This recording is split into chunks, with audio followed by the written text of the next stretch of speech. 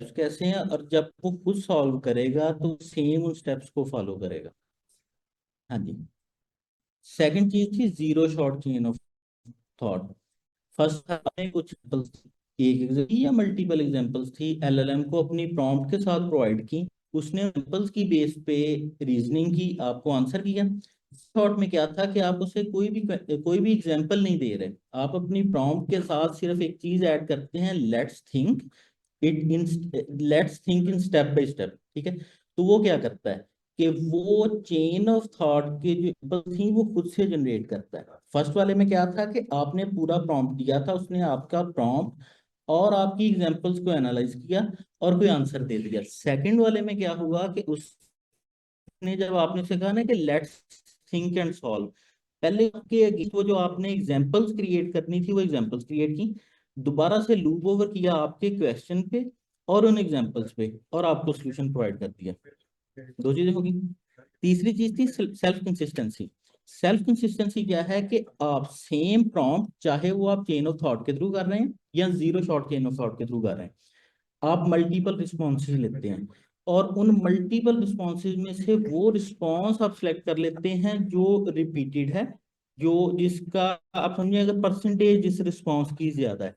Example sir ने दी थी email email classification की, कि ये ईमेल पॉजिटिव है या नेगेटिव है। आपने वो मेल दी एलएलएम को, उसने आपको, आपने मल्टीपल टाइम उसे रन किया, और रिस्पॉन्स में आपके पास 10 रिस्पॉन्स आए, जिसमें से 7 रिस्पॉन्स पॉजिटिव थे, 3 नेगेटिव थे। तो आप कौन से लेंगे?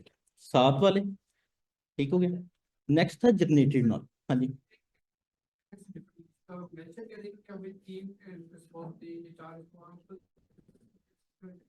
अगर आप चैटबॉट के थ्रू, लेट्स सपोज आप एलएलएम चैट जीपीटी यूज कर रहे हैं, तो आप चैट जीपीटी में उसे प्रॉम्प्ट कर सकते हैं, उसमें और कोई ऑप्शन नहीं है सेट करने की कि जब भी रिस्पॉन्स दे तो मुझे 4 रिस्पॉन्स दे।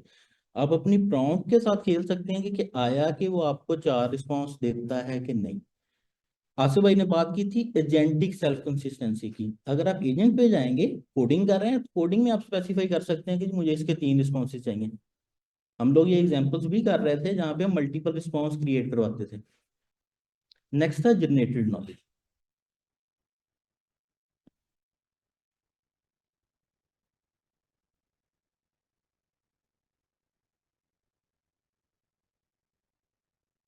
अगर आप करेगा उसी कॉन्टेक्स्ट में, लेकिन अगर आप चेक करेंगे तो आपको डिफरेंट रिस्पॉन्स वो देता है। आप सेम प्रॉम्प्ट बार बार चैट में ही एलएलएम को दें, एलएलएम आपको सेम प्रॉम्प्ट के अगेंस्ट डिफरेंट आंसर देगा। हो सकता है कि वो 10 दफा ही पॉजिटिव का है, लेकिन ये भी हो सकता है उसने पहली दफा पॉजिटिव का है, बाकी 9 दफा वो नेगेटिव का है।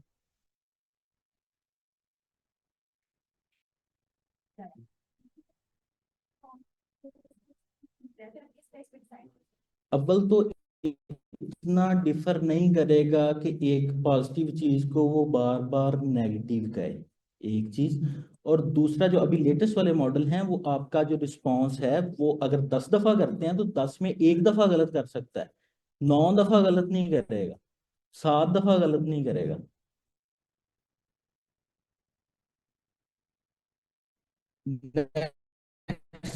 जनरेटेड नॉलेज करते हैं, एलएलएम डायरेक्टली उसका आंसर करने लग पड़ता है। एग्जाम्पल क्या है कि हम कहते हैं कि राइट 6 पॉइंट्स अबाउट पाकिस्तान। अब वो नहीं किया, उसने सोचा नहीं, उसने डायरेक्टली लिखना शुरू कर दिया। उसका ज्यादा इजी हल क्या था कि आप प्रॉम्प्ट करेंगे जी पहले पाकिस्तान या जो भी टॉपिक है, आप उस टॉपिक पे डाटा जनरेट करो, वो डाटा जनरेट करेगा। देन सेम डाटा पे आप उसे प्रॉम्प्ट करवाएं कि अब जो आपने डाटा जनरेट किया था उस बेस पे इसका आंसर करो। इसे आप 2 स्टेप्स में कर सकते हैं। सेम स्टेप में आप डाटा भी जनरेट करवाएं, और उसी उसी प्रॉम्प्ट में से कहें कि जो आप डाटा जनरेट करो उससे एक्चुअल आंसर भी फाइंड कर लो।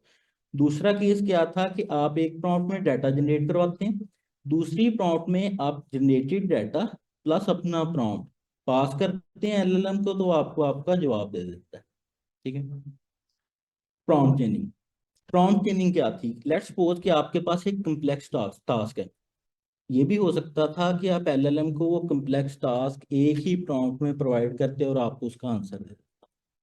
दूसरा केस क्या है कि आप उस टास्क उस प्रॉम्प्ट को मल्टीपल प्रॉम्प्ट्स में डिवाइड करें अपने एंड पे।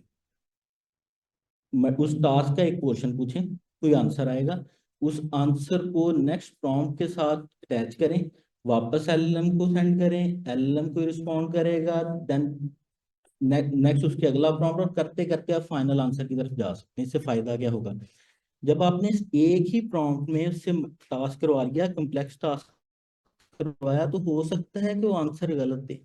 लेकिन अगर यही काम हम मल्टीपल प्रॉम्प्ट्स में करवाएं, आप एक दफा प्रॉम्प्ट भेजें, उससे रिस्पॉन्स लें, उसी रिस्पॉन्स को वापस पास, आपके पास सिंगल टर्न वाले रिस्पॉन्स में और प्रॉम्प्ट चेनिंग के बाद जो रिस्पॉन्स आएगा उसमें आपको वाज़ेह फर्क नजर आ सकता है। ठीक है, ये कह सकते हैं कि मॉडर्न हमारी प्रॉम्प्ट है या जनरेटिव जो नॉलेज है उसके अंदर भी हम दे देते हैं, लेकिन मॉडर्न टू स्टेप्स पर हम जो जनरेटेड नॉलेज में हमने दो सिनेरियोज देखे। एक सिनेरियो वो था कि जिसमें सिंगल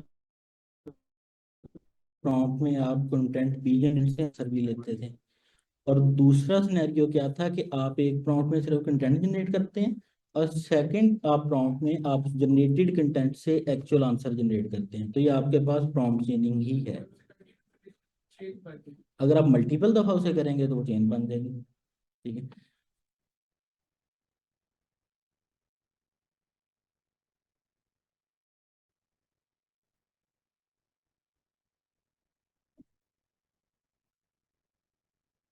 अच्छा अब यहाँ पे एक चीज देखें कि आइए आप अपने एक्चुअल प्रॉम्प्ट में अपना सेट कर रहे थे, अगर सेम प्रॉम्प्ट में आपने पहले सेट किया, देन एक्चुअल क्वेश्चन आपने उससे पूछ लिया।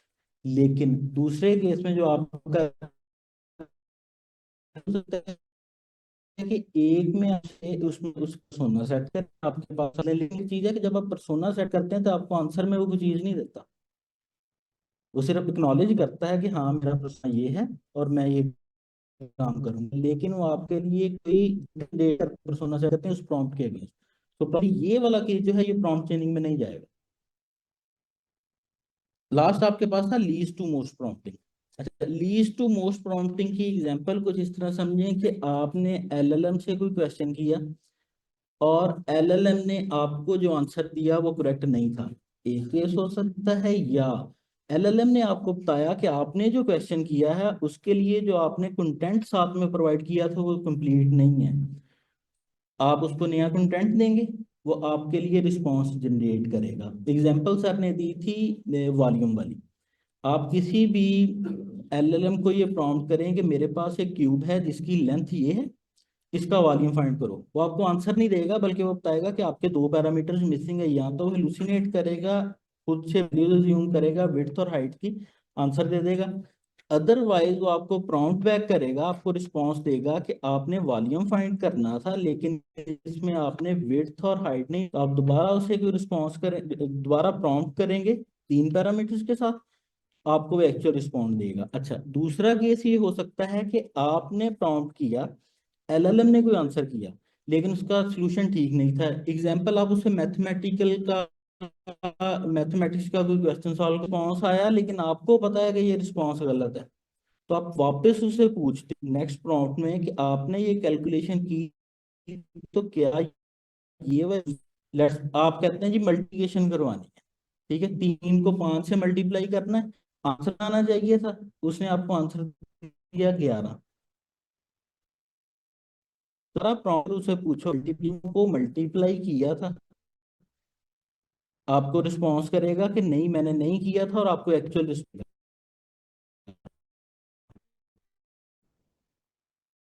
ये बेसिक एग्जाम्पल होता, उस केस में भी ये था कि आप उसे मल्टीपल प्रॉम्प्ट्स करते हैं फर्दर डिटेल्स के साथ।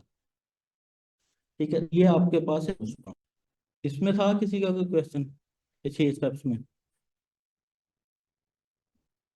अच्छा, जनरेटेड नॉलेज क्या था, आप डायरेक्टली प्रॉम्प्ट एलएलएम से आंसर भी करते हो, जनरेट नहीं करते।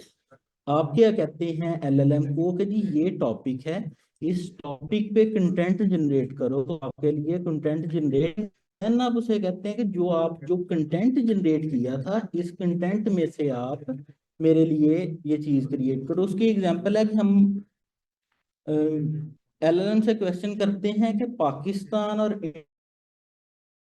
इंडिया में से एआई था बड़ा, देखा कि एलएलएम डायरेक्टली अपने प्रीवियस नॉलेज की बेस पे गलत भी हो सकता था।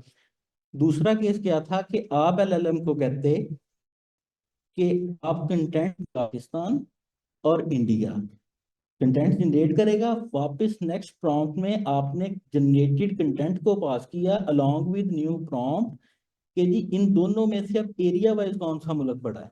देन वो आप जनरेटेड कंटेंट एनालाइज करेगा और उसमें से आपके लिए कंटेंट जनरेट करेगा। जैसे आप एग्जाम में भी आप यही काम कर रहे थे, जब आप लॉजिकल क्वेश्चन सॉल्व करते थे तो आप उसे कुछ एग्जांपल्स देते थे कि उसकी कैलकुलेशन कुछ इस तरह की होगी।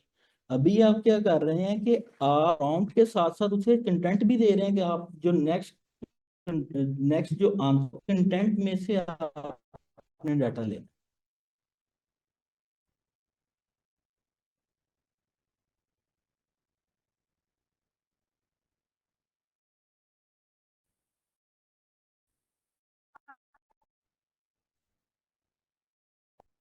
नॉलेज को प्रॉम्प्ट भी कर सकते हैं। प्रॉम्प्ट में एलएलएम कहते हैं कि एक कंटेंट जनरेट जनरेट हो तो उसके बाद मुझे प्रॉम्प्ट है, दो प्रॉम्प्ट नहीं।